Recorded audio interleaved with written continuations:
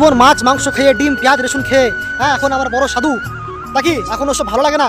এরকম প্রশ্ন করে মানুষগুলো। এরকম অনেক ব্যক্তি আসে মাছ মাংস খেয়ে ছেড়ে ভগবানের স্মরণে যখন আসে তখন মানুষ এইভাবে বলে তাকে নিন্দা করে, তার ঠাট্টা করে। এই ভিডিওটি তার জন্য বানাচ্ছি, তাদেরই জন্য, এবং ভিডিওটিকে শেয়ার করবেন প্রশ্নের উত্তর পাওয়ার জন্য।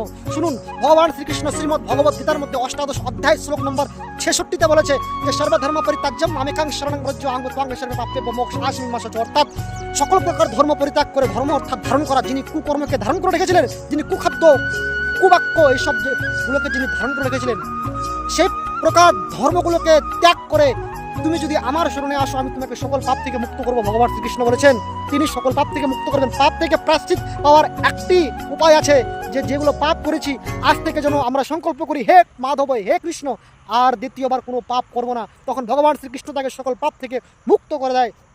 ভিডিওটিকে শেয়ার করবেন এবং সকলের কাছে জানিয়ে দেবেন যে ভগবান শ্রীকৃষ্ণ শ্রীমদ্ ভগবত গীতা বলেছে পাপ থেকে মুক্ত হওয়ার একটি উপায় মাত্র, আর দ্বিতীয়বার এমন পাপ কর্ম করবো না। ভগবান একদম ধুয়ে পরিষ্কার করে পবিত্র করে দেবে। হরে কৃষ্ণ হরি বল।